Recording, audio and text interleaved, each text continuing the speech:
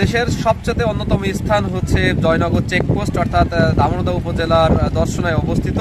এখান থেকে আসলে প্রতিনিয়ত দেশের বিভিন্ন স্থান থেকে যে সমস্ত রুগী আসে, তারা কিন্তু রুগী এবং সাধারণ যাত্রী যারা ভারতে যেয়ে থাকে, তারা কিন্তু এই জয়নগর চেকপোস্ট ইমিগ্রেশন দিয়েই কিন্তু ভারতে যেতে হয়।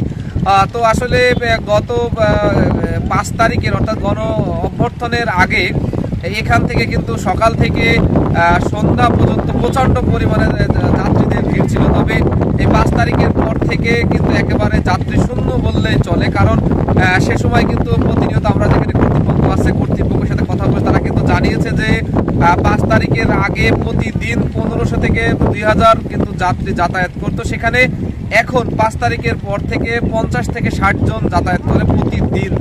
তো সেই ক্ষেত্রে আসলে ওই সময় কিন্তু বাংলাদেশের যে রাজস্ব আয় হতো, অর্থাৎ প্রতিদিন প্রায় 1.5 থেকে 2 লক্ষ টাকা আয় হতো, এখন সেখানে একেবারে দাঁড়িয়েছে মাত্র 50 থেকে 60,000 টাকা।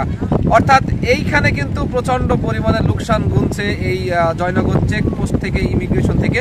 আসলে এখানে শুধু সরকারি কিন্তু রাজস্ব হারাচ্ছে না, পাশাপাশি এখানে যে সমস্ত ব্যবসায়ীরা আছে তারা কিন্তু একেবারেই পথে বসে যাওয়ার মতো, কারণ সমস্ত ব্যবসা প্রতিষ্ঠান কিন্তু এখন বন্ধ।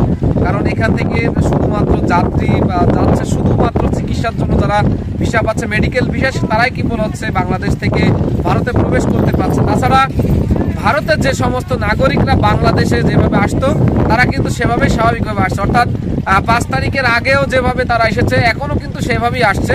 কিন্তু ভারতে বাংলাদেশের যে ভিসাটা বিধিনিষেধ করেছে ভিসা সম্বন্ধে, সেজন্য কিন্তু বাংলাদেশ থেকে ভারতে কিন্তু সাধারণ মানুষ যেতে পারছে না।